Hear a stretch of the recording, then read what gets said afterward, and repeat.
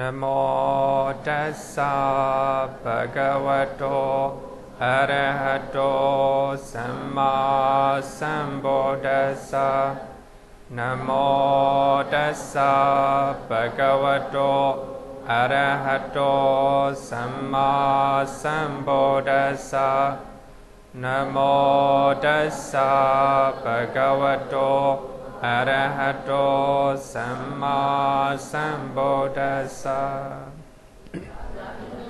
Good afternoon, everyone.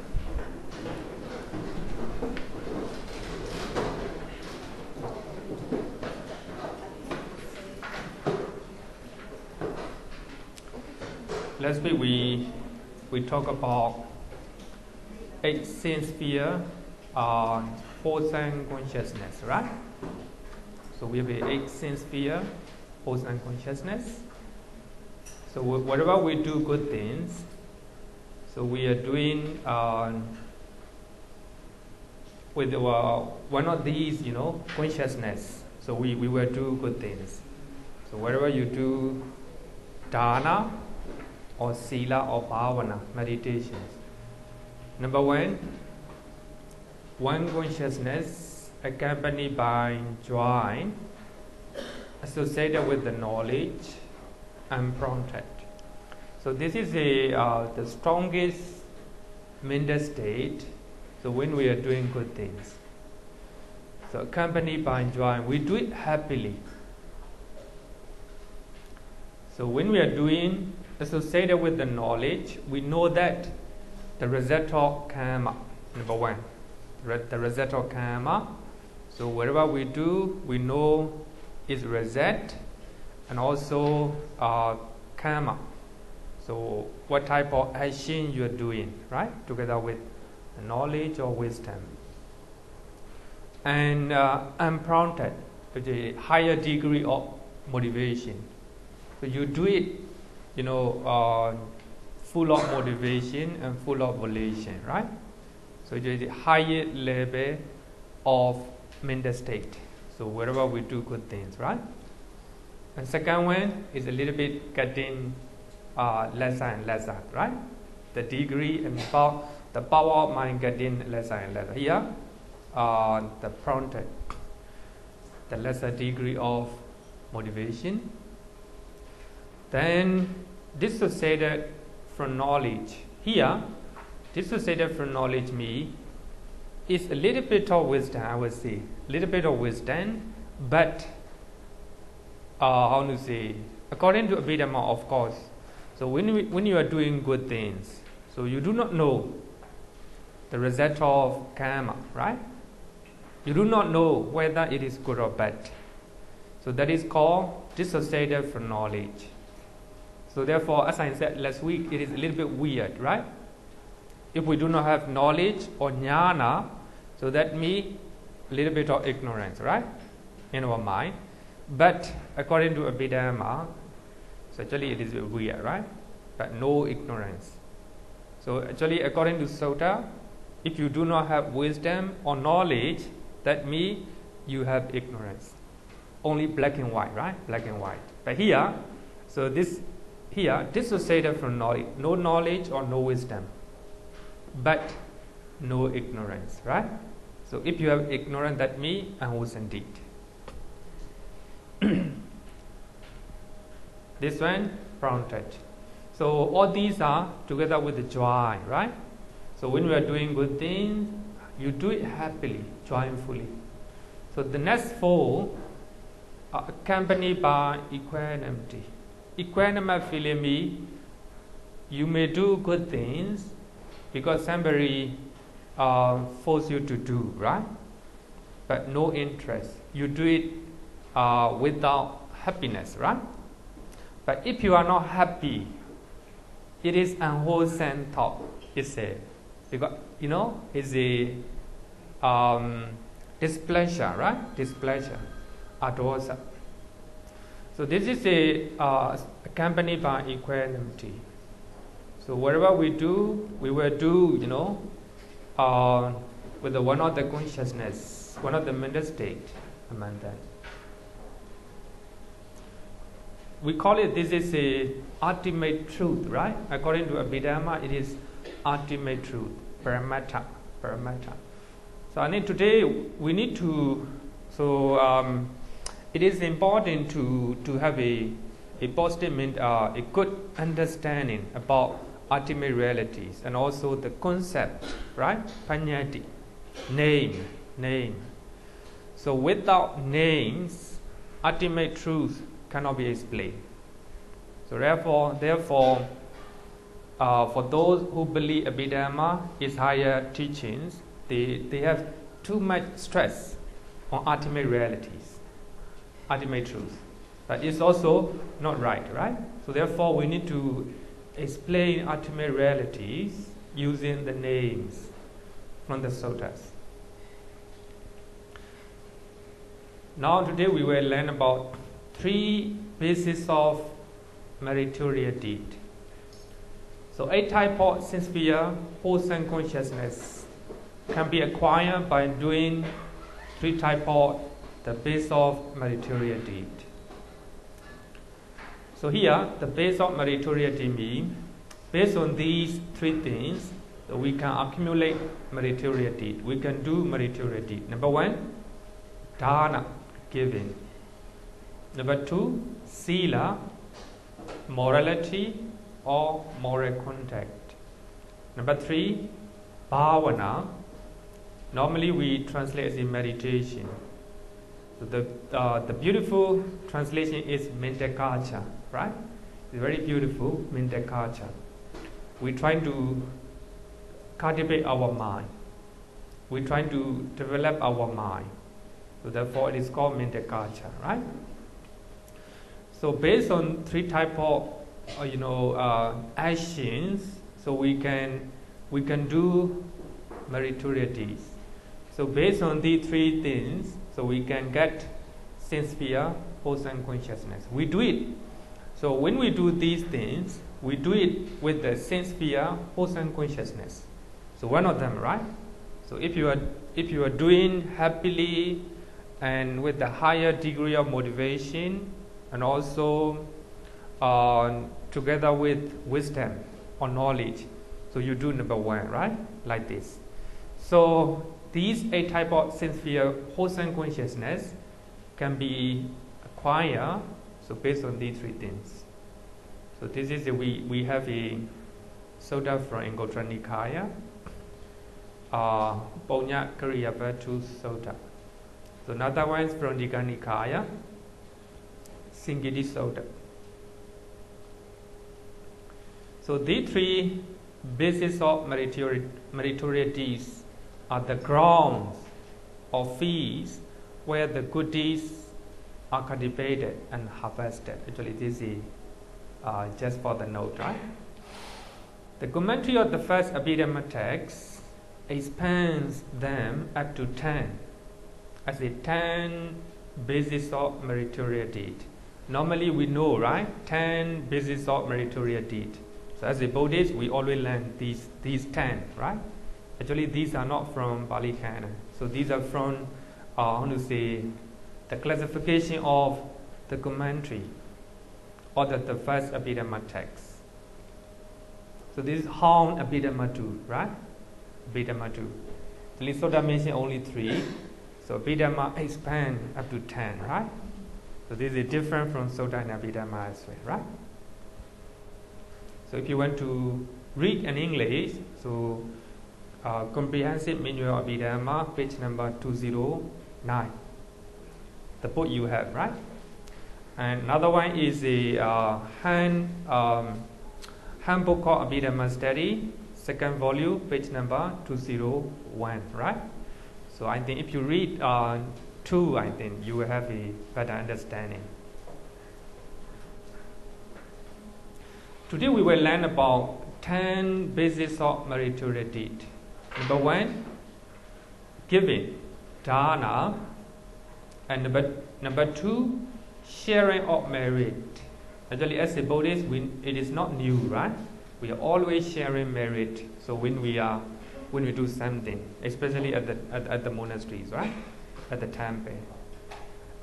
Number 3, rejoicing in others' merit. Rejoicing in other merit. So when after we do something sharing all the merit, we recite sadhu, sadhu, sadhu, right? That's we call it actually in Pali.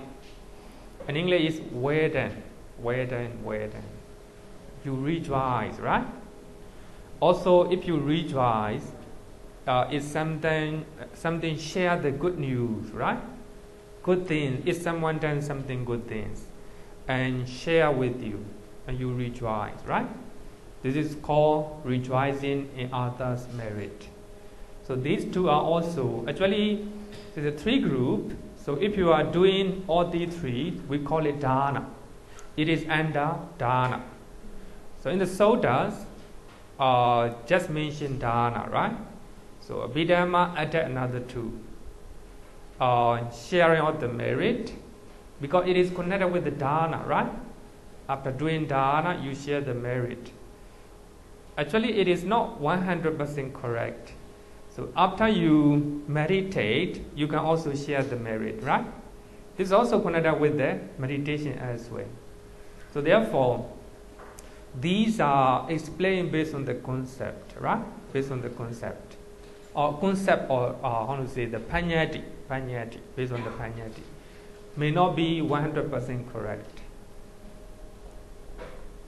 Another one, rejoicing in others' merit. This one also connected with the dana. So therefore, so it is included in the dana group, right?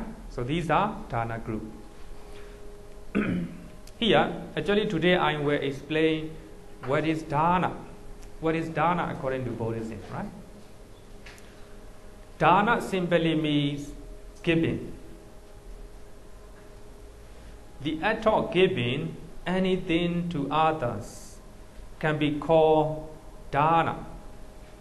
So the act of giving anything to others means not only people but also animals as well. So wherever you give, so that will be dana, right? It is translated in various ways as a gift, almsgiving, generosity, charity, donation, etc. So you can use it any times.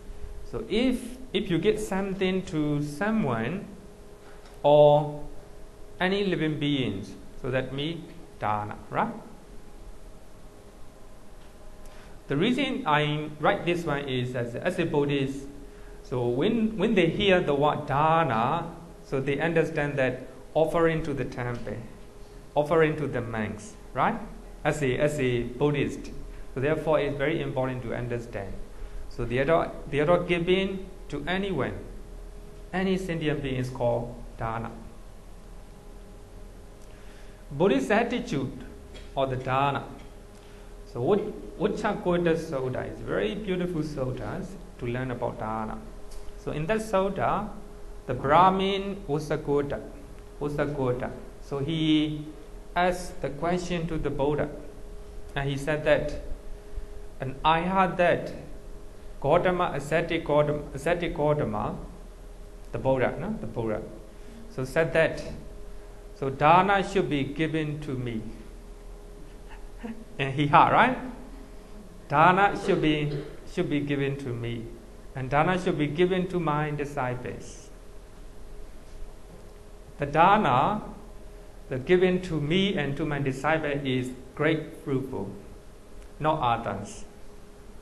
So actually he is asking, the new he got the he heard the news that some people are saying like this, right? And the Buddha answered these questions, right? Beautiful suttas. But the Buddha said that what he heard is not right.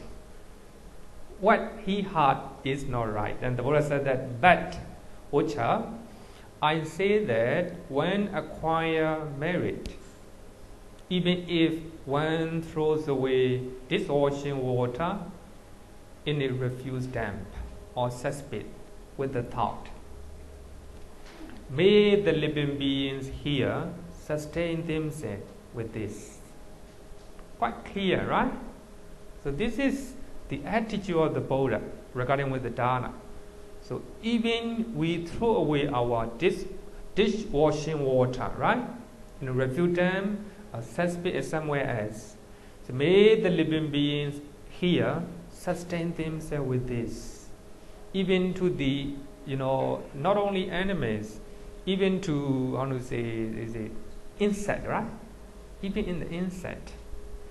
So for that reason, salmon, especially salmon who follow the Vinaya rules exactly. So they are not, sometimes they refuse to inject, right? So they because if you inject, so you are killing the insect in the body, right? Right? Like this. Some monks who are following the Vinaya rules, very rare. Because the people left themselves, right? So they will take care of their head. So they will take injection, right? Injection. So some they have, right? They have. So they're afraid that if they take injection, so they will kill the insect in the body, right? In the body. So this is a great compassion, I would say, right? So if you throw away even dishwashing water, thinking that may the living beings here sustain themselves with this, the Buddhist attitude. So therefore we can say that feeding animals is a good deed, right? We can say that. So if you feed animals, so it is also good deed. How much more then does one acquire merit when one gives to human beings? So if you offer something, if you give something, if you give away something to human beings, it's much more beneficial, right? Much more beneficial. However, I say that what is given to one of virtuous behavior is more fruitful than what is given to an immoral people, immoral person. So actually copy from suttas, trying. It's copy from the suttas. So if we give a virtuous people, so the benefit will be much more higher, right? So therefore, this is a Buddhist attitude. I would say that it's Buddhist attitude. Actually, so you can give something to the animals, even to the insect, right? You will get a merit. So if you give human beings, so the benefit will be much more higher. But even among the human beings, so if you give virtuous people, moral people, then you will have a greater benefit, right? So this is a Buddhist attitude toward Dharma. And it is quite clear, right? Clear enough. So another sutta, Bodhisattva or Dharma. This is Ariya Sutta taught to Anathapindika. Anathapindika is the one who donated Jidavana monastery to the Buddha. So the Buddha stayed that monastery for so many years, right? And giving so many discourses in that monastery. So the Buddha taught to Anathapindika. So in this sutta, Ariya means utilizing. Ariya means utilizing. So in this sutta, the Buddha taught how to utilize our wealth. So after earning wealth righteously, number one, right? So we have to make money righteously, in the right way. So we have to utilize, number one, to make himself happy and pleased. So we have to make ourselves happy. Number one, right? It's very important. So after making money, you make yourself happy. Spend for yourself, right? So number one, how do you utilize? So look at yourself, right? The first one. So when I first teach this one, so one of my students always remember this one. She spent more money for herself. quoting this soda. According to this soda, I spend money for myself, right? This is a very important one. So we have to make ourselves happy and pleased, number one. Then, parents. As you know, the parents are the most important relatives in our life. They brought you up, right? Brought you up. So I think before you get married, of course, so parents are very important. So you have to take care of your parents.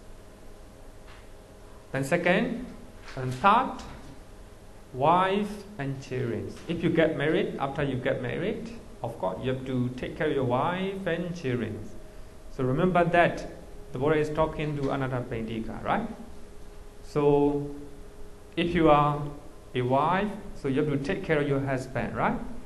You have to take care of your husband and children as well.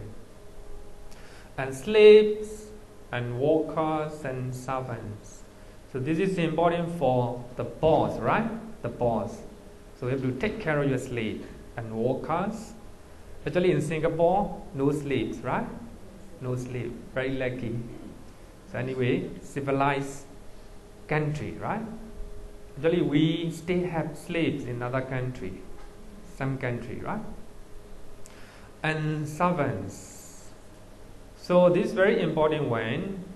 So even though you make yourself happy, you provide your parents and look after your wife and children, some people forget to make workers happy, right? Make the servants happy. This is also very important. So this is how we should utilize our wealth. And number two, this is a English proverb. Charity begins at home. I think many people heard of this one. It's very important. So we have to start charity or giving or dana at home. So trying to make yourself happy first. Then parents and your wife, husband, children, right? Your workers and servants. So this is very important one. Then number two, to make his friends and companions happy and pleased. So actually we are social animals. So we are living with other people. So among them, friends and companions are very important. So we have to give something to them, right? So we have to give food, clothing, and shelters as much as we can. So have to make them happy. So what we are talking about recipients, right? Recipients who receive our dana. Who receive our dana. Number three, to make himself secure against the possible danger of fire, floods, kings, the government, bandits, and unlevel heirs. So actually in Pali literature we call it 5 enemies, right? 5 enemies. So we have fire, flood, kings, the government. Sometimes if the government is not good, it is your enemy. It's your enemy, right? And also the bandits and unlevel heirs, right? Because you are living in a very safe country, so you may not know this one. So when the people are living in Syria, right? Especially Syria, and you will understand this one. The government, the ISIS, right? The ISIS is their enemy. Like this. So you have to make secure, right? Make yourself secure again. Actually, this is nothing to do with dana, but how do you utilize the way, right? So here, what I want to point out is who are the recipients of our dana? Number one, ourselves, right? Number two, your parents. Number three, your children, right? Your family.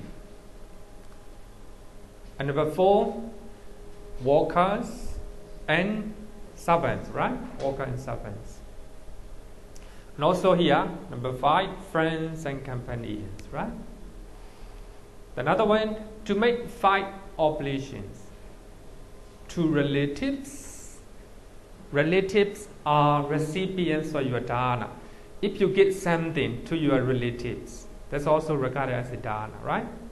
Not only given to the temple, not only given to the bandit, right? Actually, the act of any giving to anyone can be called dana. Here, relatives. Also, guests, ancestors. So, ancestor means the one who already died in your family, right?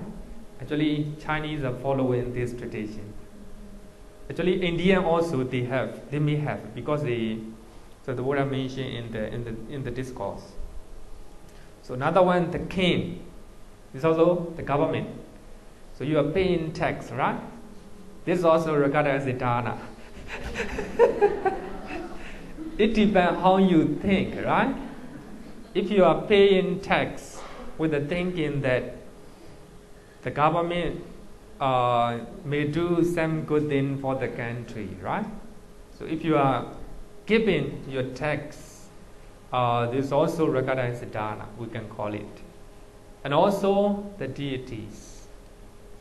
Actually, in India, many people offer something to the deities, right? So there are so many shrines, even at the time of the Buddha, right? So also offering to them, also regarded as one of the giving. And number 5, to make offering to virtuous people. The point is, here, virtuous people. It can be only senior people, or it can be religious person, to virtuous people, right? So the point is, so normally when we think about dana, offering, so we think that offering to the temple, offering to the monks. Actually, it is not so. So anyone, even you give your husband, your wife, and even you are giving something to your relatives, right?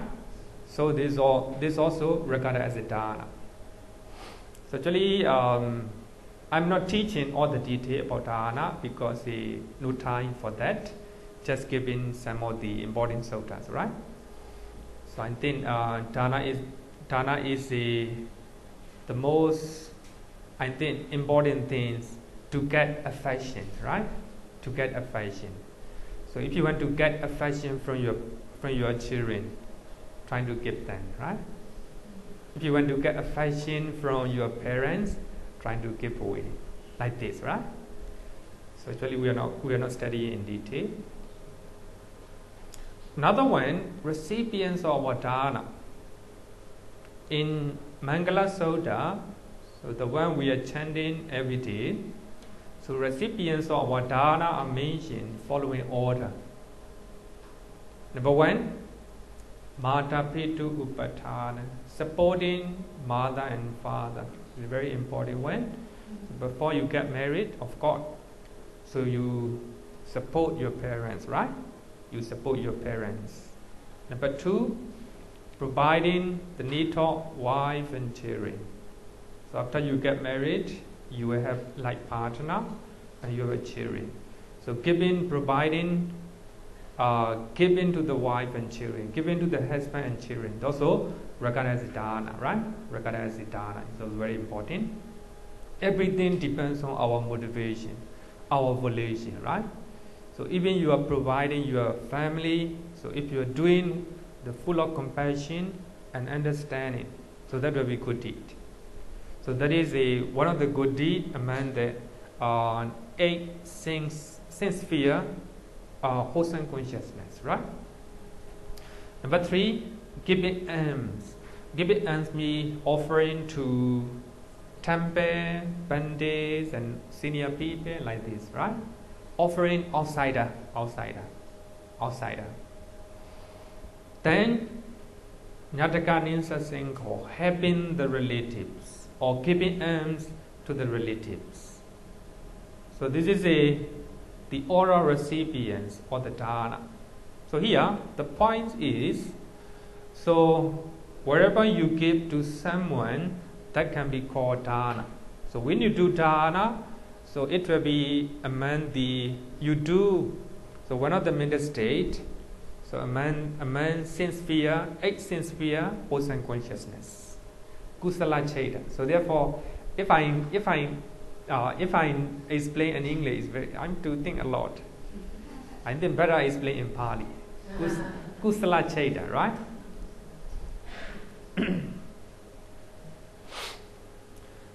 So 3 factors of the dana. So when you do something, when you do dana, so I think you need to have 3 factors.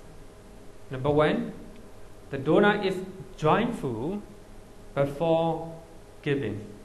So before you give something, you are happy. It's very important. It must be together with knowledge, right?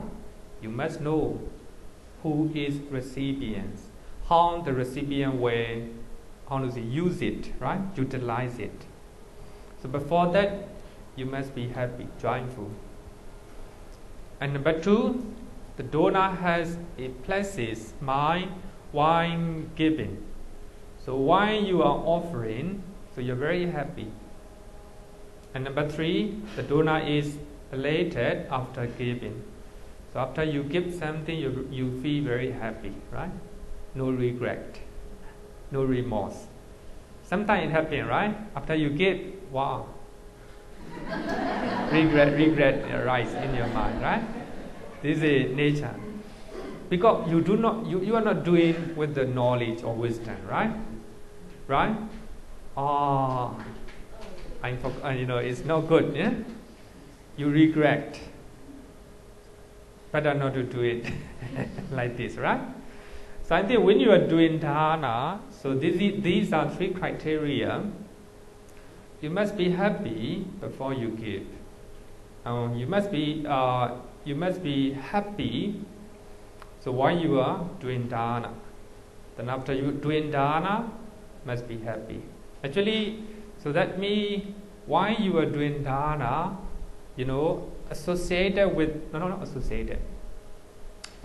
associated, right? Associated with the knowledge. Knowledge means you must know to who you are giving, right? So how that recipient is going to utilize it. Is it beneficial for him? Like this, right?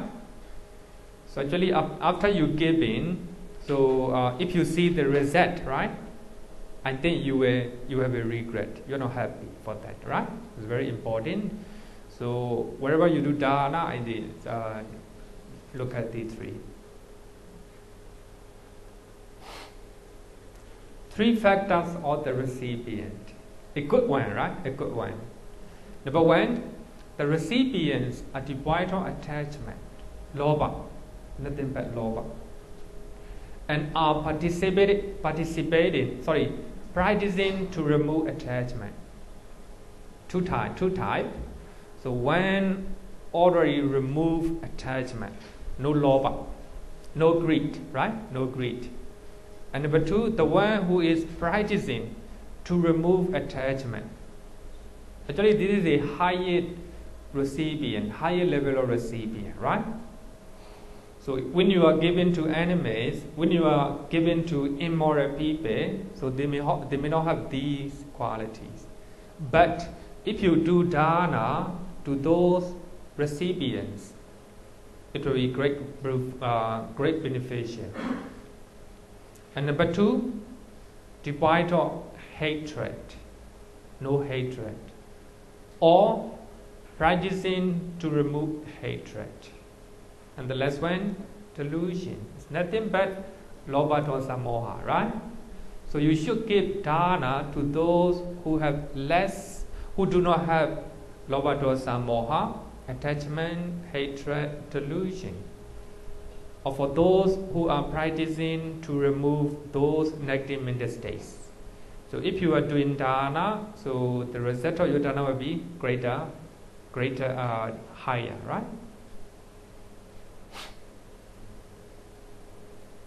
So I think this is enough, right? This is enough. Let's talk about dana, very simple one. So the act of any giving can be called a dana, right? So you can give anyone anyone who is necessary, right? So when you are giving to animals, it's also regarded as a dana. But when you are giving to immoral people, it's also regarded as a dana. But if you are giving to moral people, virtuous people, higher, right? So giving to the dana to the Buddha, giving to the dana to Pichika Buddha, different, right? Like this.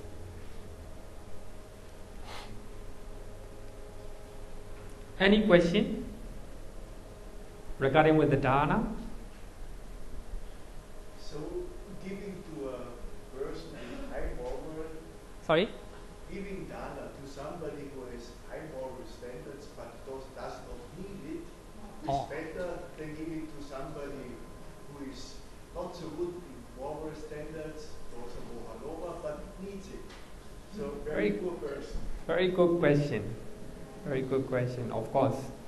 So you are giving dana to those who are very highest virtual people, but he doesn't need it. But instead of giving that person, giving to needy people who really need it, right? It's very important questions. I think associated with the knowledge, right?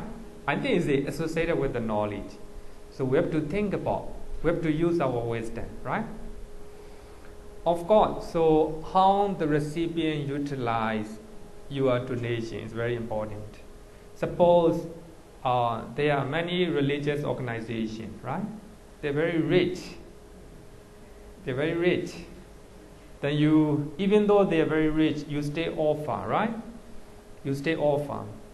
But you must know how they utilize, right?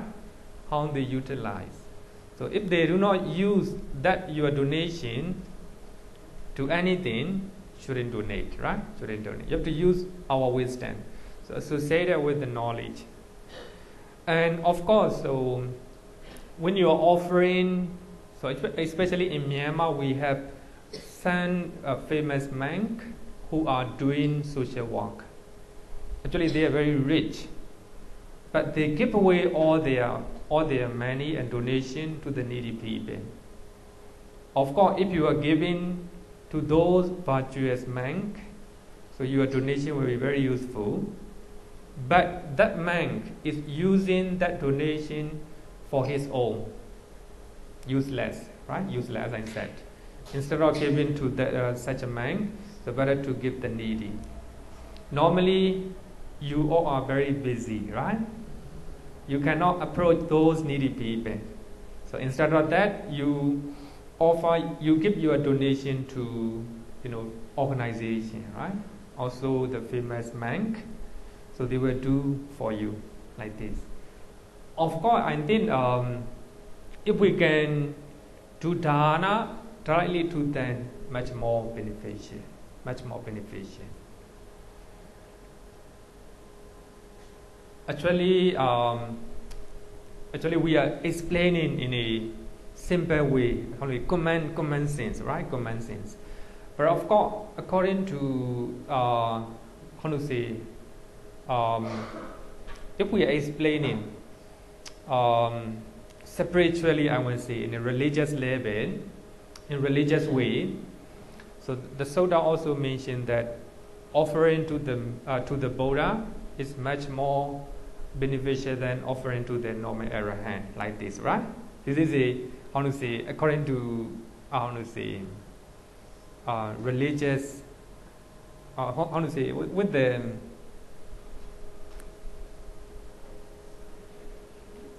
in religious context, right? Religious contents, right?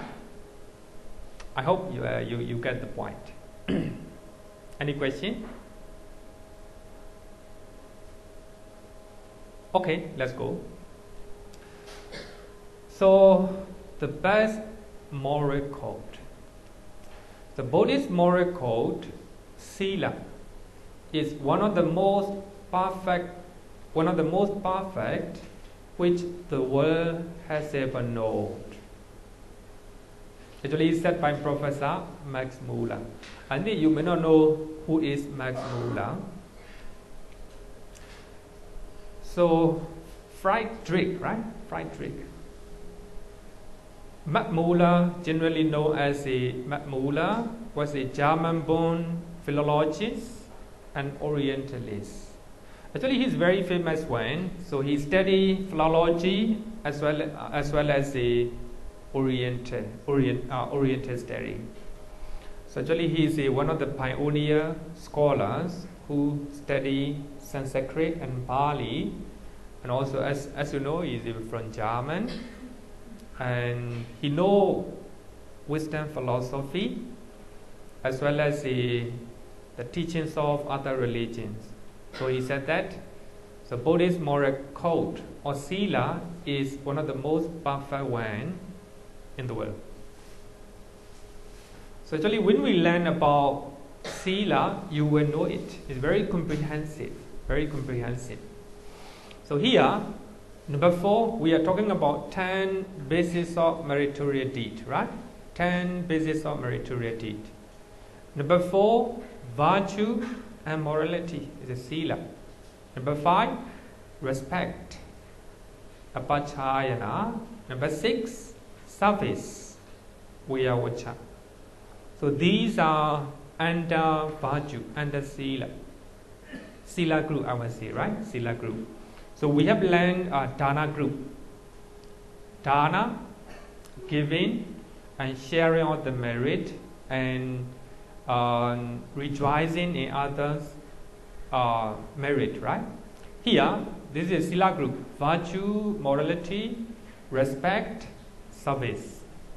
So these are called sila group. So what is sila? Sila basically means immoral conduct that control body and speech.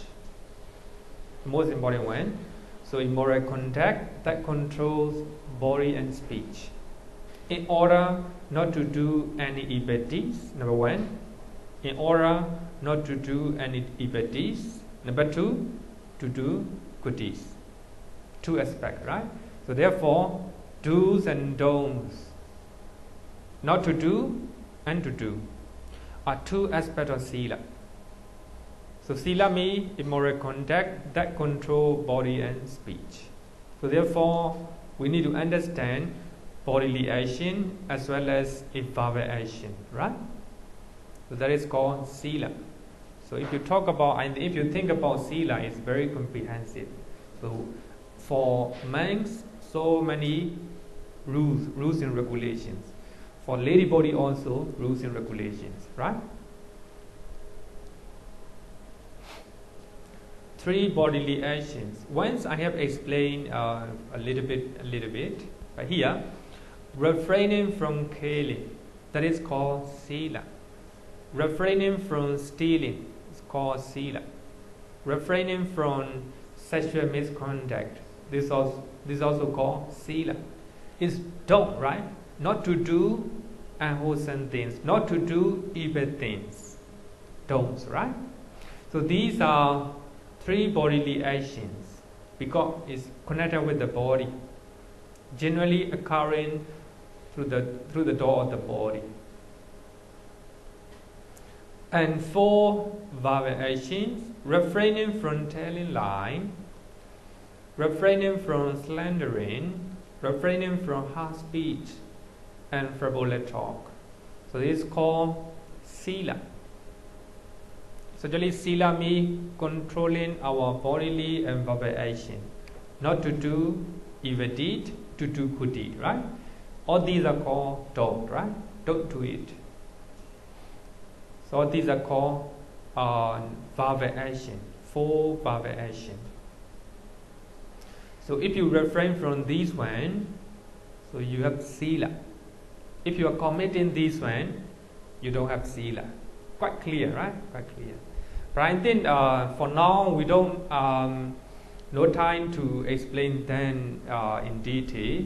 But in chapter 5, so we will have to learn in detail, right? 2 types of sila. Number 2 types of sila. Sila can be divided into 2 types. Avoidance, vadita sila. and also practice charita sila. So do's and don'ts. So verbally, so bodily will be 3 don't, right? 3 don't. No, do not kill, and do not steal, and do not commit sexual misconduct, right there, right? And verbally we have 4. So these are don't, right? These are don't. Avoiding unwholesome actions such as killing, stealing, etc. are called avoidance, Parita Sila. And practicing wholesome actions such as caring family, giving to the people, so etc. are called practice, Charita Sila. Actually, normally what we think is refraining from something is called Sila. Normally what we understand, right? Also doing something good things, caring family, right?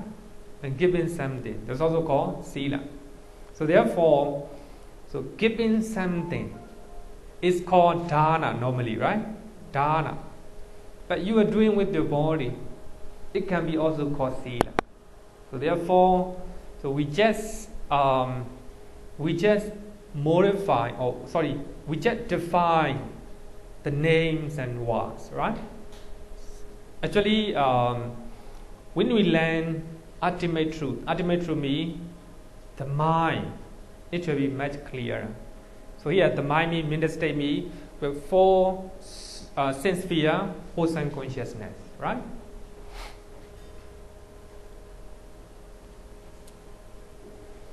So here, Parita Sila and Charita Sila, refraining from taking life.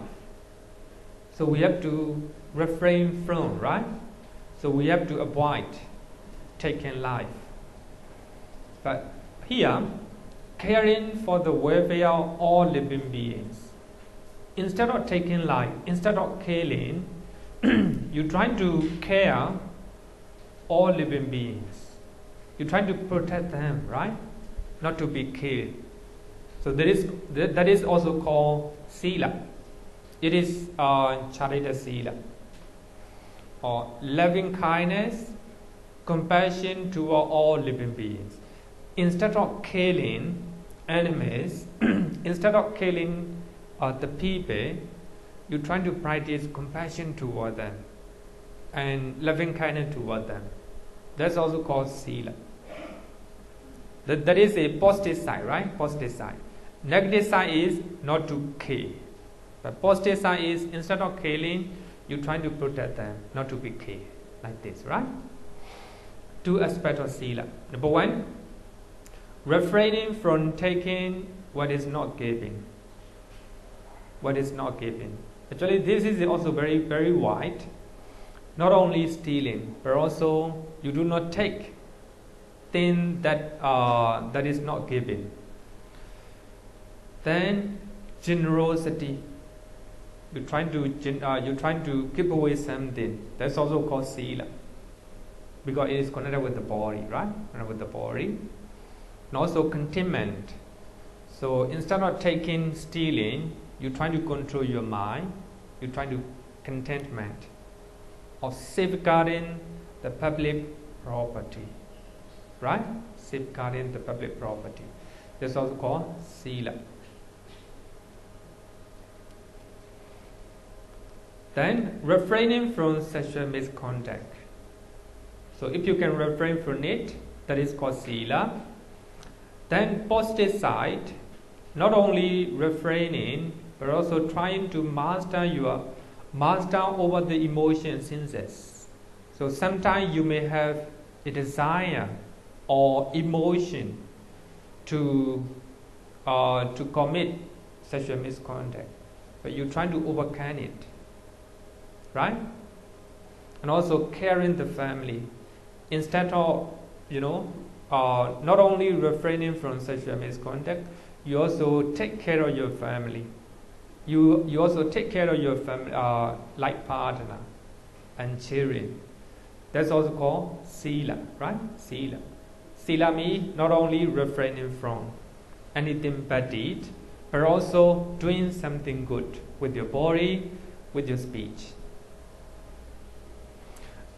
refraining from false speech.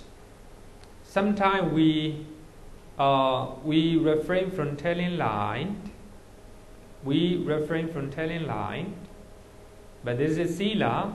But not only that, so we have to maintain truthfulness, and also we must be honest as much as possible, right? Honest, verbally as well as bodily. So we have to be honest. So this is also called sila. It's a positive one.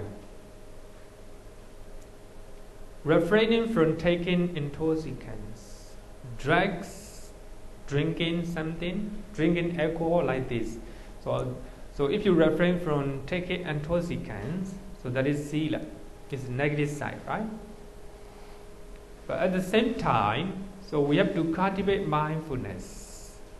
So if you drink alcohol, your mindfulness is go away, right? Then you will not have clarity of mind. So you not only refraining from alcohol or using drug, so you have to try to cultivate mindfulness.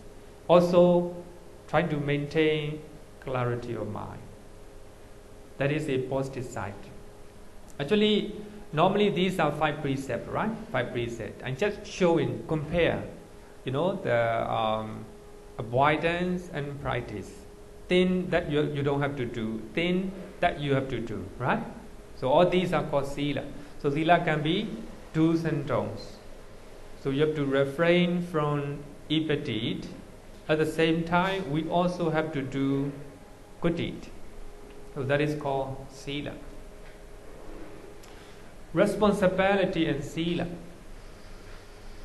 This is a very, very beautiful one. It's good to understand about sila, right?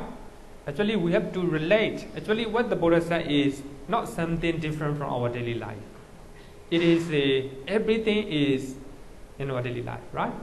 So here, the importance of Charita Sila is beautifully described in Vinaya text. One who doesn't fulfill the responsibilities or duty cannot establish in sila. So actually, responsibilities or duties are sila. If you are parents, you have duty to provide your children, right? To educate your children. So if you cannot provide, if you cannot educate your children, you don't have sila. This is a very important one, right? If you are children, you have responsibility to provide something to your parents.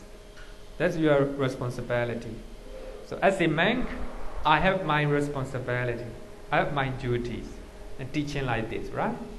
So if I'm not teaching, if I'm not taking my responsibility, that means no sila. So responsibility or duty is sila. So if you do not have sila, one who doesn't establish in sila cannot acquire mental composure. So that is a samadhi concentration. No sila, no samadhi. The no samadhi, one whose mind is wavering like the flag in the wind, not tranquil, and cannot see the Dhamma, the truth. So if you do not have samadhi, you cannot see the truth. Actually, it's a very beautiful in Pali, but I think that it's talking about sila. If you do not have sila, you cannot get samadhi. No samadhi, no pinya, right? No wisdom. One who doesn't see the Dhamma cannot escape from suffering, dukkha. Actually, it's talking about a higher level of, the seeing the truth, seeing the Four Noble Truths, right? So actually, the point is, what I want to say is, if we do not take our responsibility, no sila. Sila and our duty are the same. As a lady body, you have some responsibility for the temple. As a monk, I have some responsibility as a monk, right? If I do not take my duty, my responsibility, no sila. So it's also very important, right? So that is a charita sila, thing that we have to do, right? Thing that we have to do. So I think if we learn about 4 types of sila, I think you will understand the nature of sila. What is sila? So we have 4 types of sila. Number 1, the virtue of patimokkha restraint. Here, patimokkha means the fundamental moral codes, moral rules for the monks and nuns. Normally, so we use patimokkha as a rules and regulations for the monks and nuns, right? That's called patimokkha. If we talk about for laymen, it means 5 precepts, 8 precepts, 9 precepts, 10 precepts, like this. So if you are keeping 5 precepts, are patimokkha for you, for lay devotee, right? For lay devotee. And also rules and regulations for the country. So here, as a Singaporean, you have to obey, right? Singapore law. So this is also called sila. So here, this is very important. So if you do not, if you break the rules of the country, you break the sila, right? So sila is nothing but you control your bodily and verbal action, right? If you insult your neighbors, you will be, how to say, what? You will fine, right? Even you can go to jail, right? So you do not control your body, your speech, right? Also, if you use your bodily action to kill someone or to harm somebody, and you will be arrested, right? So here, the rule of the country also can be called sila. Number 1, the virtue of patimokkha. This is the rules and regulations, right? So we have to follow. And number 2, virtue of restraint or sense faculties. It's for everyone. So as a man, we have to control our senses, not to see things that we shouldn't, not to hear something, right? So we have to control our senses. So as a lay devotee also, you have to control your senses, not to see something, right? So not to hear something. Okay? Yes. You say lady cannot must control the senses. The 8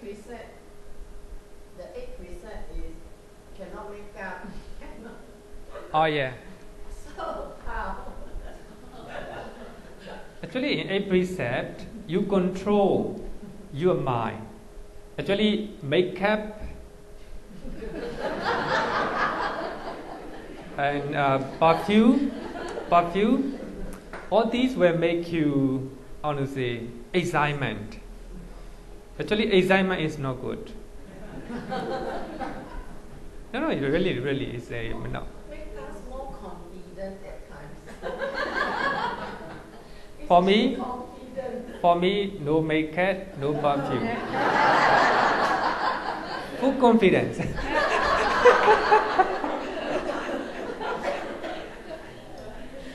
But of course, actually, therefore, we only recommend only 5 precepts, right? The 5 precepts, you can wear makeup, right? You can use perfume. Actually, later I will explain the reason why we keep precept in its specialty, right? In its specialty, the reason why.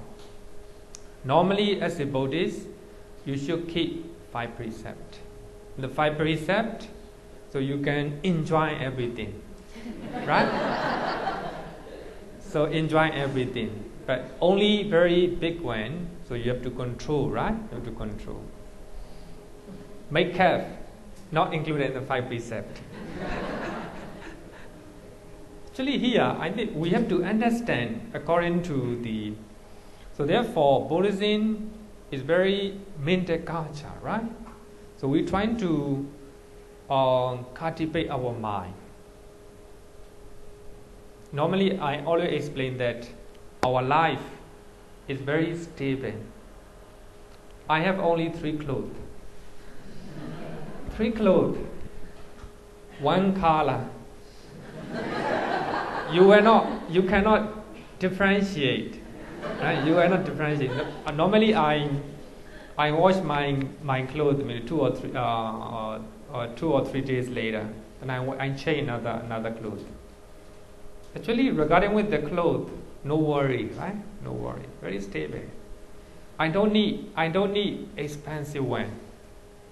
Of course, as a lady body, as a normal people, you want to wear very expensive one, right? A good quality one, a different colors. So in that way, as you said, confidence, right? Actually, regarding with the clothes as a man, no worry. Even though some men wear expensive one, for me, no different. So what I want to say is this is a spiritual life, right? Spiritual life. So you don't need to follow that one. You don't need to follow it. So just like a perfume, no perfume, it's okay, right? As long as I'm clean, I take a shower, it's okay, right? It's okay. So what I want to do is spiritual life. So you have to control things that make you excitement, right? Excitement. So when you learn jhana, higher level of concentration, you will understand that if excitement make you shake your mind, right? Sometimes you may see that some people have too much excitement when they hear they got, I want to say, the Hollywood, what is it? Surprise? Then Hollywood, they have Halloween? no, Oscar prize. Remember that the actor and actresses on the stage, right? Not on the stage, among the audience. So when they hear the announcement that they got Oscar, what happened? So happy. Wow, a lot of excitement, right? You might think that. So that excitement is very pleasant, you might think that, right? But for those who have meditated a lot, that excitement is suffering. Too much, it beats your mind, your body, the body system like this, right? Body system. So what I want to say is, so we have to control excitement, right? But if you think that to control excitement, even good one, so you might think that too pessimistic. But you may not know, you do not know. So higher level of concentration, you will know it, right? So in one of the sutta, the Buddha said that, so compared to the jhana, enjoyment, sensual pleasures is suffering. Normal people understand, right? Do not understand. But for those who attain jhana, they understand. So if you attain jhana, enjoyment or even thinking about senses, even thinking is suffering for you, right? Suffering for you. So actually we have to understand, as I always said, that we have to understand the level, different level. So if we look at from the bottom, so actually if we talk about jhana, it's not good, right? But when you look at from the top-down view, from the nibbana point of view, of course, enjoying sensual pleasure is not good, right? So we have to understand. So makeup, it stay good in the 5 precept level, but the 8 precept, not good, right? Not good. So here, the restraint controlling our senses. So we have to control. So therefore, monks are not allowed to listen music, right? Not allowed to listen to music. You might think that it is boring. So some people said that, Bante, you are always studying. Aren't you boring? Aren't you feel bored, right? Actually, I said that. No time to feel bored. All the time happy. even though I'm studying, reading and writing, it's okay, I'm happy. My happiness is very stable. So people who do not like reading and writing, they may think that my life is really boring, right? Very boring. It's not so happy. So therefore, we have to control our senses, right? So this is also one of the virtues. Number 3, the virtue of purity of livelihood. This is very important. Our livelihood, our lifestyle must be pure. Not committing bodily and verbal misconduct owing to one's own job. So, essentially, I also have my own job as a monk. People supporting, right? People offering. So actually, I have to rely on those offerings. But if I use bodily and verbal misconduct to get those supportings, that's not pure. Just like that, lay devotee, at work you tell lie. You take what is not given, and you use frivolous talk, right? Nonsense talk, killing the time at the company, right? This also called your livelihood is not pure. So it's also very important, the purity of livelihood. And number 4, virtue concerning with the requisites. So as a monk, so using requisites that are allowed according to Vinaya rules. So if I'm using something that is not allowed to Vinaya rules, it is not, I don't have this sila, the virtue concerning with the requisites. So as a lady devotee, using things that are legally allowed. So if you are using something that is not legally allowed in your country, so you don't have this sila. It very dependent on how you observe sila, how you follow different. So as I said, some monks are following the sila in detail, but only a few. I will say only a few, right? So also as a lady devotee, so you use things that are legally allowed, right? So that is called sila. So therefore I often said that, so if we bring so many things and we have a overloaded kilo at the airport, this all you don't have sila. So they allow only 30 kilo, right? 30 kilo. So if you bring more than 30, you don't have sila. This is very important, right? So therefore we have to follow. So if you bring more than 30, you steal, right? It's a type of stealing. But of course at the counter, the in charge they allow is okay. Then that you bring, or paying is okay, of course paying is not stealing. What I want to say is, so you bring extra kilo with the hand carry, right? You hide somewhere.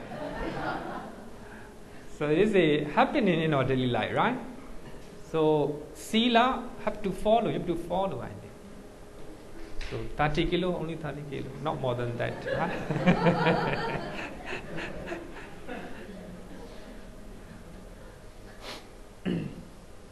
So I think if you see the 4 types of sila, you understand, right? The different type of sila. So we have to follow. Actually, to summarize, so sila is controlling our body and speech. Two reasons. Number 1, not to do evil deed, right? Not to do evil deed. And second one, to do good things. 2 aspects.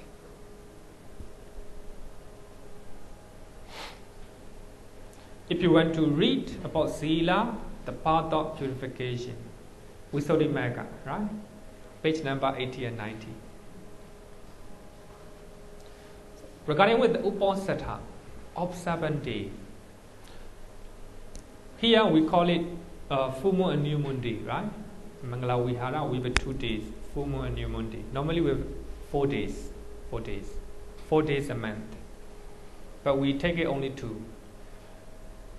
Uposatha literally means living close to, living nearby. Buddhists observe precept and do meditation on Uposatha days. So thus they live close to wholesome deed on these days.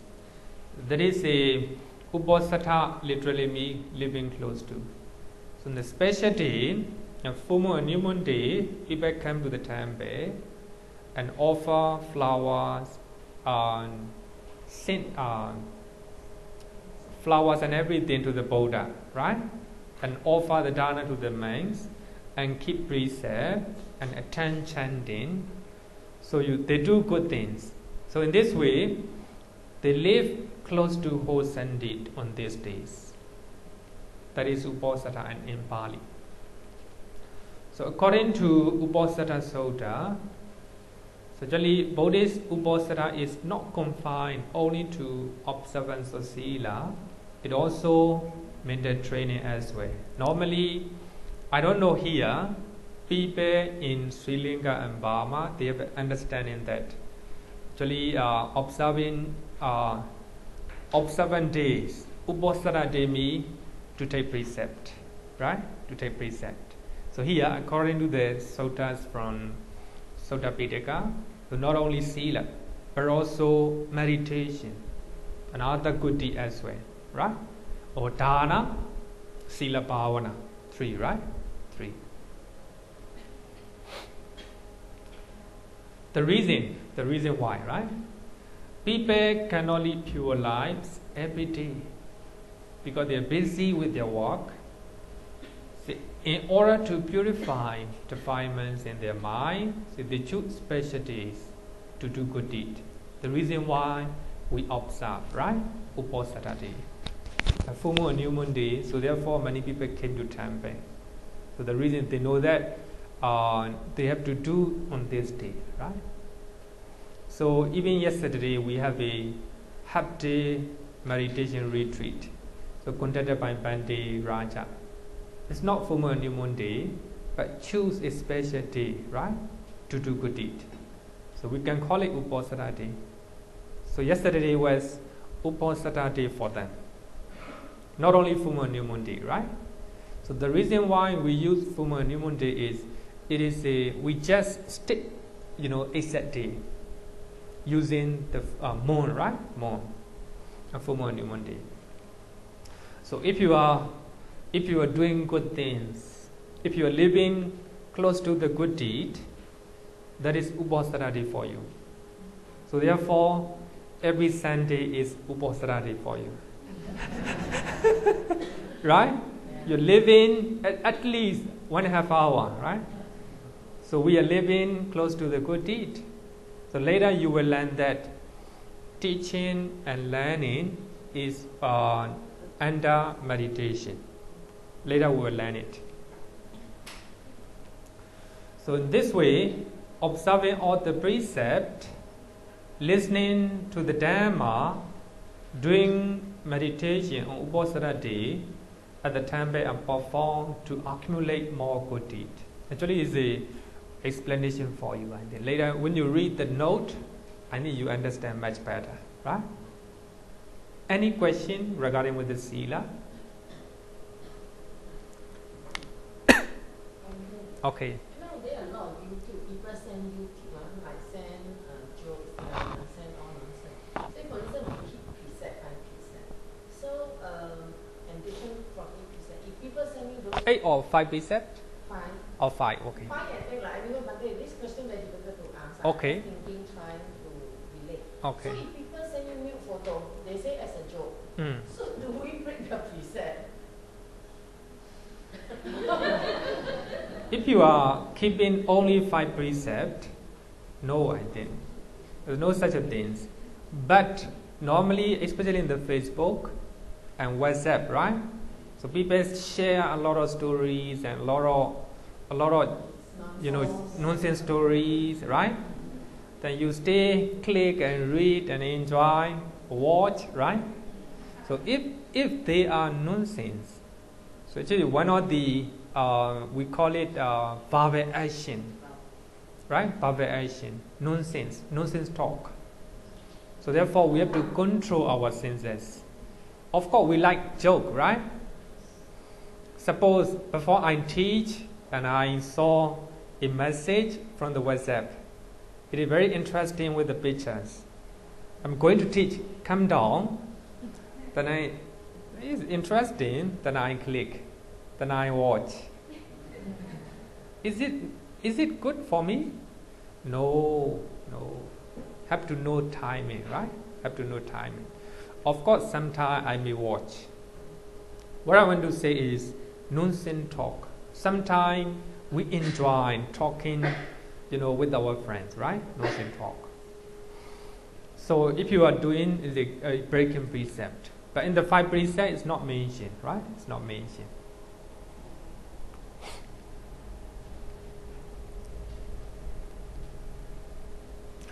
Two aspects of respect. So as I said, this is a service. Respect is a under the sila, right? Under the sila. Respect is a very important sila in our social life. Actually, this is not difficult to understand. So actually, so two aspects of respect according to Mangala Sutta. Not difficult, very easy one. Pay respect to the seniors. Actually, not only seniors, but also for those who are worthy of paying respect. Just like our parents, our teachers, right? Our teachers. Also, if you pay respect to them, so that is also sila. That's also regarded as a sila. So therefore, when you see seniors, so we have to pay respect to them and give away the seat, right? Give the seat to them at the train, right? At the train. That's also called sila. And paying respect to the juniors. Of course, normally when we are senior, so we do not pay respect to the juniors, right? So if so, that means you don't have sila. Humility.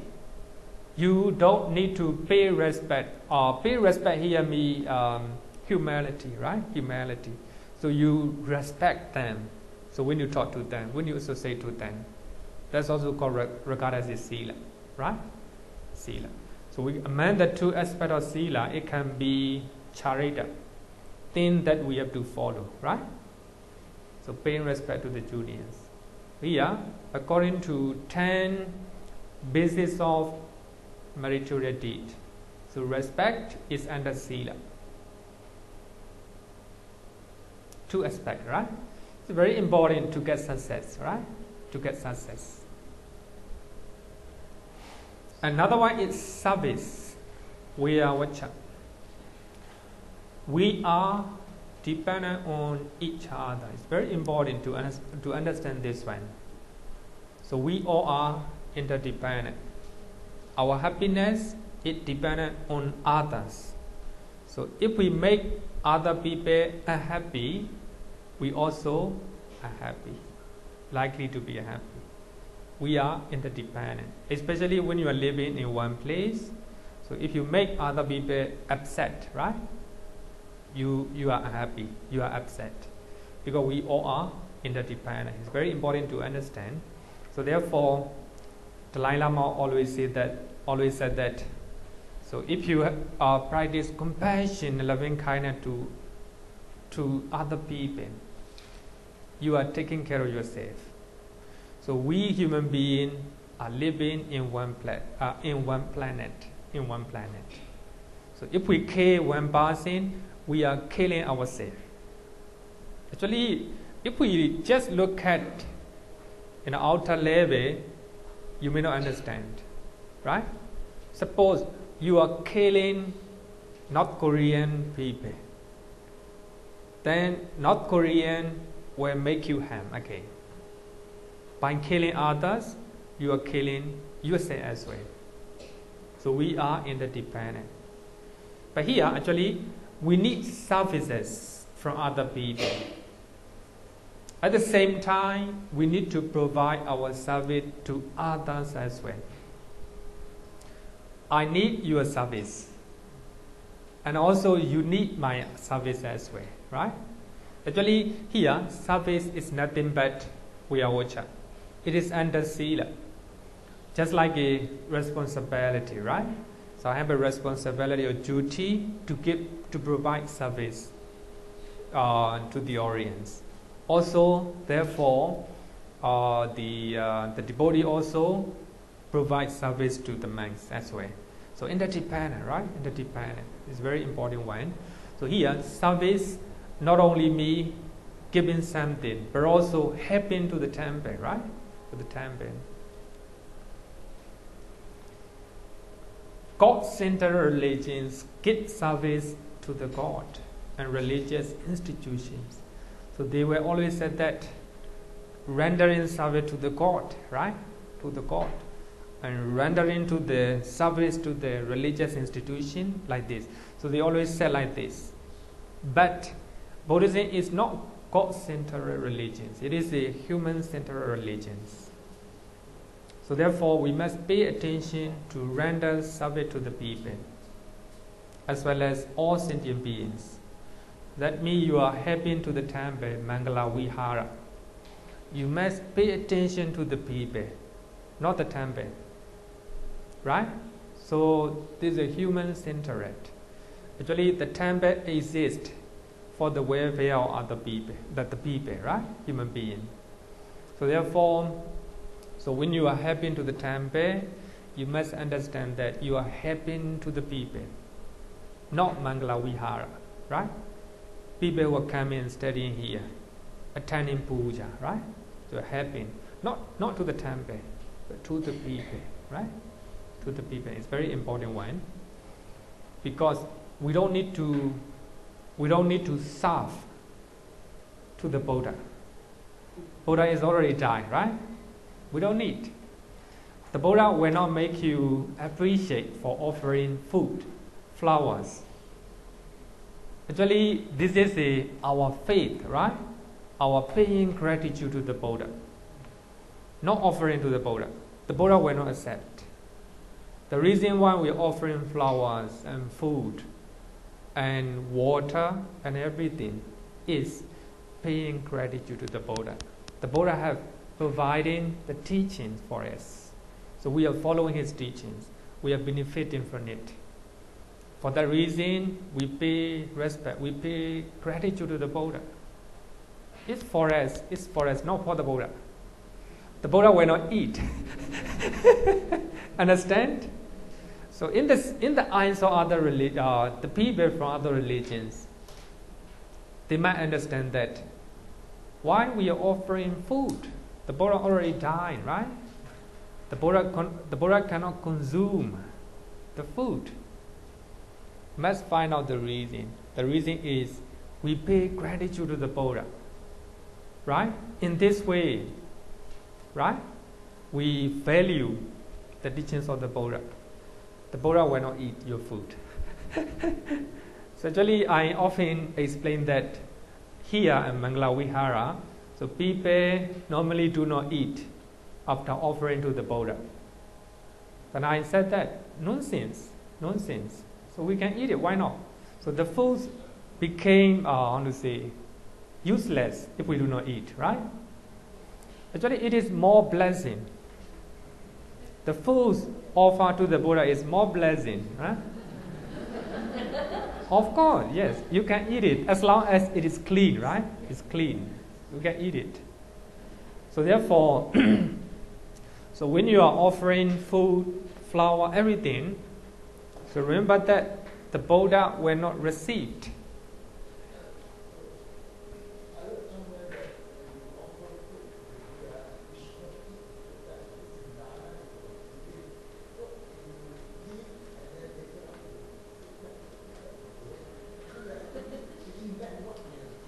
Oh, okay. Very.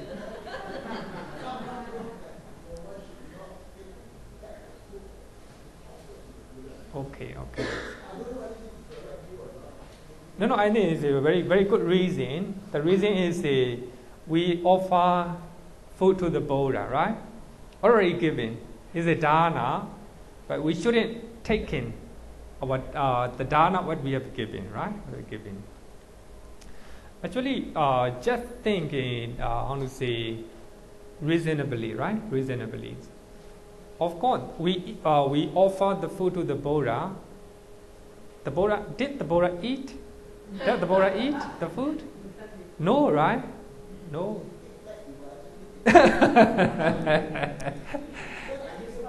Of course, the way you think is spiritually or in religious context, right? But if we look at the suttas, I think maybe we shouldn't go to the sutta. As I said, we offer the food to the Buddha. Actually, no, the Buddha, we are not feeding the Buddha, right? The Buddha may not eat. The Buddha already died, right? Already died. The reason, actually, most of the people will not understand. As a normal Buddhist also will not accept what I said. May not be able to accept. Because in the Facebook, I saw that many Burmese, they offer food to the Buddha. They get up very early and they prepare food. They offer food to the Buddha before they go to work. It takes a lot of time. It takes a lot of effort, right? Of course, in their mind, they think that they have already they have offer, right? Very happy for that. So here, if we look at 8 types of sense sphere, wholesome consciousness, accompanied by joy, right? Accompanied by joy, very happy, right? But this will say that from knowledge. This will say that from knowledge. It is also indeed, but this will say that from knowledge. I will say that. Because offering food to the Buddha, does it make sense? Do you think? It makes sense? I will say it doesn't make sense. It doesn't make sense. But it needs a lot of time. But spending a lot of time is okay. But that food, the Buddha will not eat it.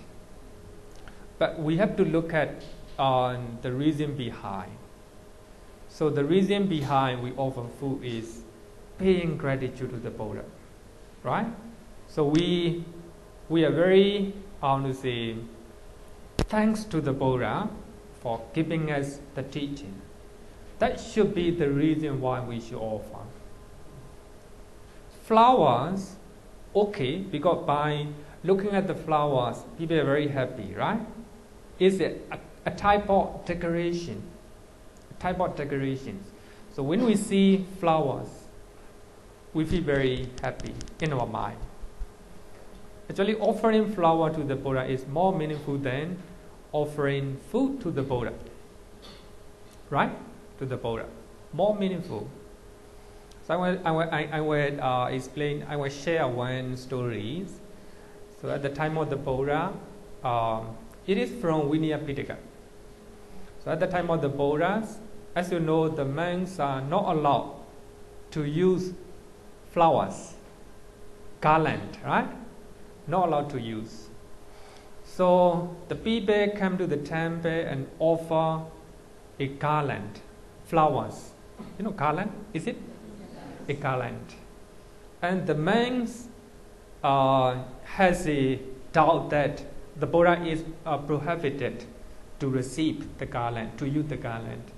How he should do? And he approached to the Buddha and asked, what should I do?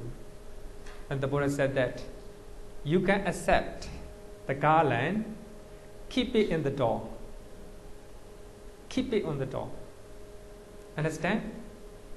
the reason why we receive receive is to to give an opportunity for the devotee, not for himself. Understand? It is from Vinaya Pitaka, Pali Canon, it's Pali Canon. So we can accept the flower or garland and keep it somewhere. So the reason is not for us, for the devotee, So what I want to say is, offering flower also regarded with wholesome deed, offering food also wholesome deed, but it can be accompanied by joy, but not associated with the knowledge, dissociated with the knowledge. So if you are doing full of motivation, that will be unprompted. Less motivation, prompted. Right? It is also good deed. So I'm not saying it's not good deed, but dissociated with the knowledge. Can you accept it? Very difficult, right? Very difficult. No, I won't give them a chance on it. You say that offer the food to the Buddha. If you leave the food there, it would be dispised and thrown. Person who need the food very much. Okay. Right. I may say that I give the food to the homeless people. If I don't eat the food, I'd rather give the food to the homeless people. Do you understand what I mean? So me in front of offering to the Buddha, right? I said you offer the food to the Buddha. That's Oh. what he said. Why don't you give the things to the Buddha? Can I take back? Right now, you leave there and the food is waiting to be rotten. Of course, we stay yet. Right, so you give this food and you don't eat it, give it someone. The best, of course, the best. Alright. But if you are hungry, you eat it.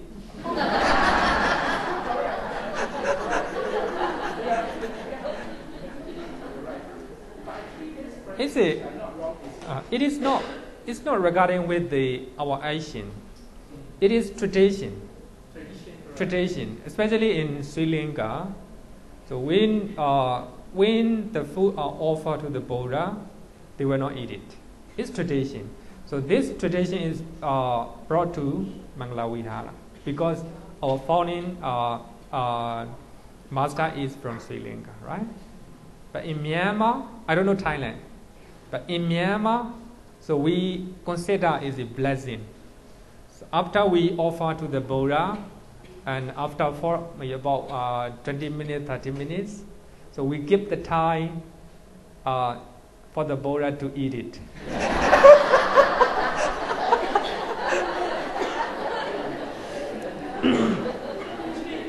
$20 or 20.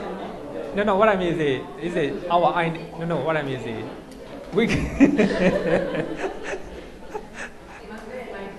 20 or 30 minutes and we eat it. It is a blessing, right? We are not taking back. So we request, of course, in our mind, we request, the Buddha give it to me back.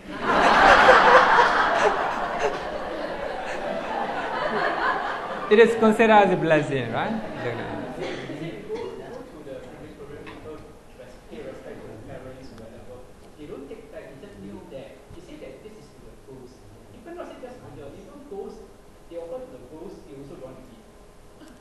Of course, if you are offering food in the crematorium, if it is clean, it's okay. You can eat it, but it's not.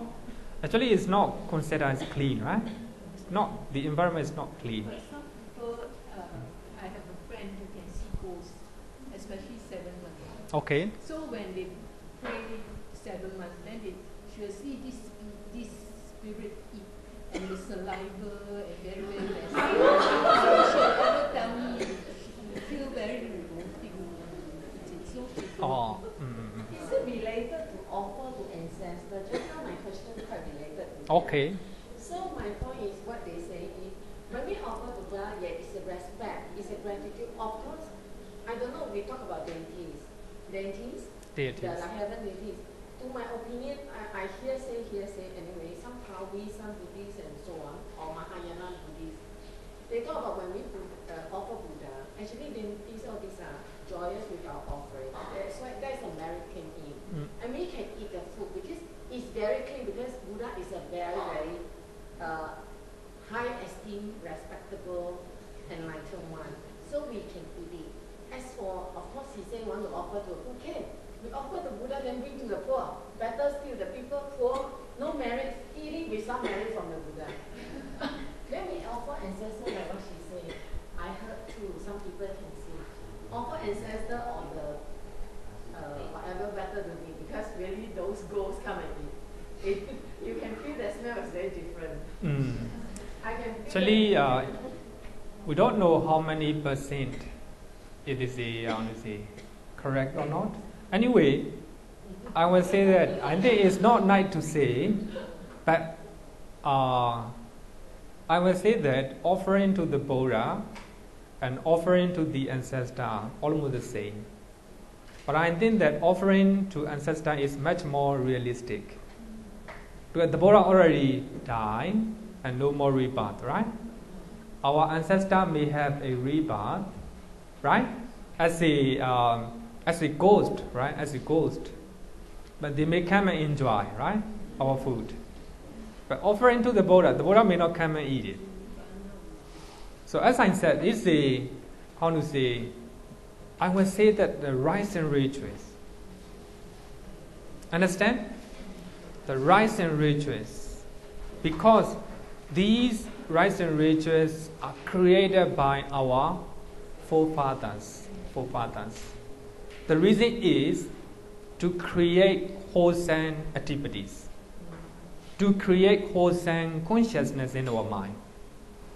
Of course, while we are offering food, flowers, incense in the shrine hall, wholesome action, wholesome consciousness arises in our mind.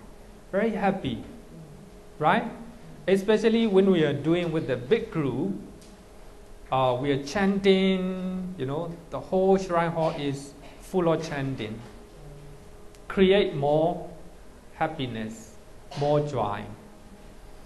Normally, in the morning, in normal time, only a few people. But actually, happiness is not much. It's different, right? So we need to create a conditions or atmospheres, right? So therefore, our forefathers, so they created those rites and rituals. So anyway, they are, harmless. Number one, they are harmless. Number two, they create wholesome consciousness in our mind. At least, number three type of wholesome consciousness in the 8 sense sphere wholesome consciousness, right? One consciousness accompanied by joy, dissociated with the knowledge, unprompted. Number three, right? Number three. But dissociated with the knowledge, right? But if you do offering flowers or food, with the wisdom or with the knowledge, with this knowledge that we have discussed today, that it will be number one. It can be number one, right? So I know that, I see the time. Is okay? Yes. Because I didn't need to discuss it. I always said that the blessing holy water, right? Blessing holy water. If you look at surface level, it is we can call it rites and rituals, right? Rites and rituals.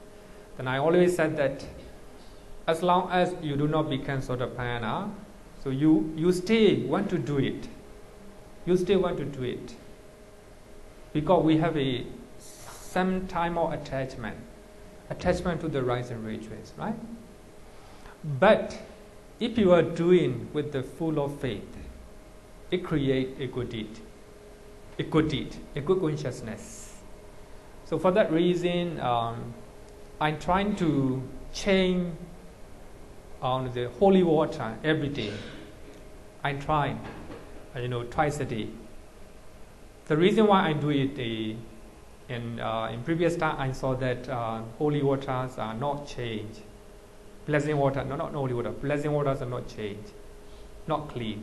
So therefore, I take that duty twice a day. So the reason is, it must be clean. Also, it must be, how to say, spiritually, how to say, holy, right? Holy. For that reason, I change, I clear the water base and put there, how to say, drinking water. Not from the tap, the drinking water. The reason is, must be holy, right? Must be holy. Then I pay to the Buddha, I chant, Buddhaṃ saraṇaṃ gacchāmi, Dhammaṃ saraṇaṃ gacchāmi, Sanghaṃ saraṇaṃ gacchāmi 3 times. I make this water holy. So actually, it is my faith. It's not for me, it's not for me. Just for people who receive this blessing. For that reason, I'm trying to change. Of course, sometime, no time, no? No time. So I do it with the good thinking, right?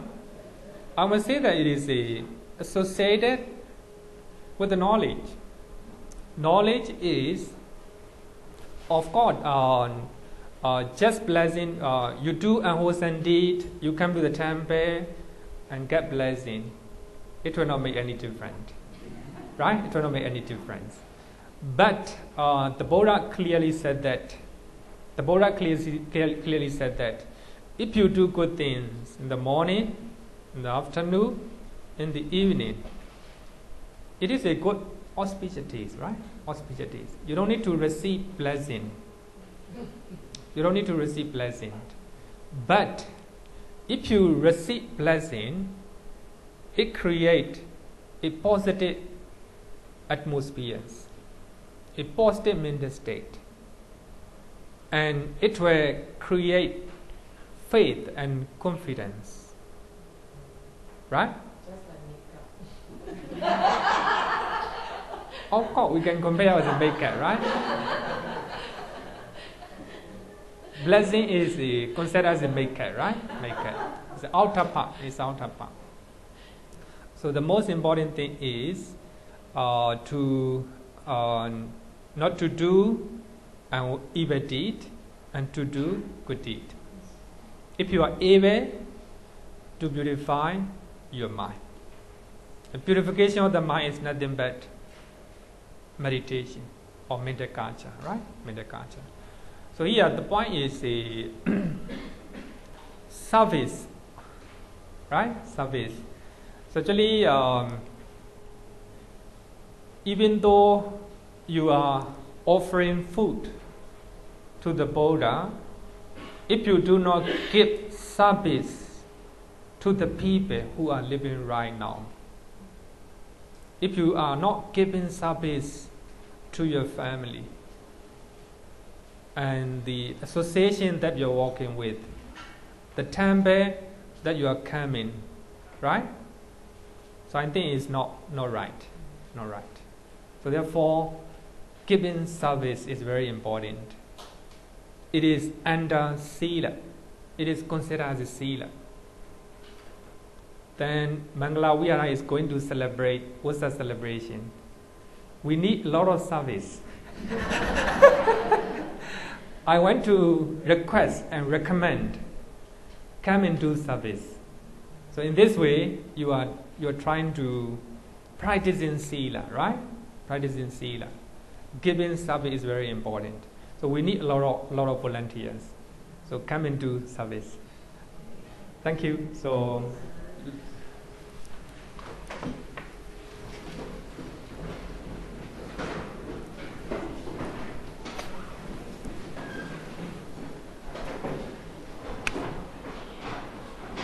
Yo vada bhava manu Jesu Sakya Muni Bhagava Kata Kecho Paragato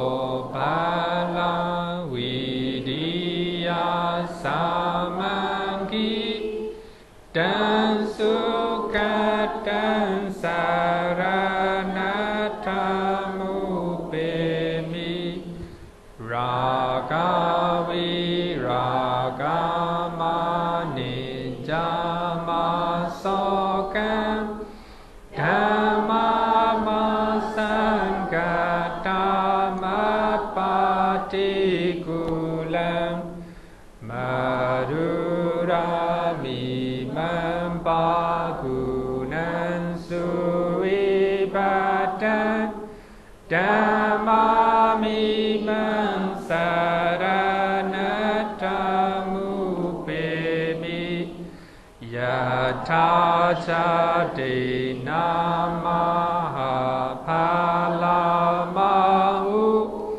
chatu susi supurisayu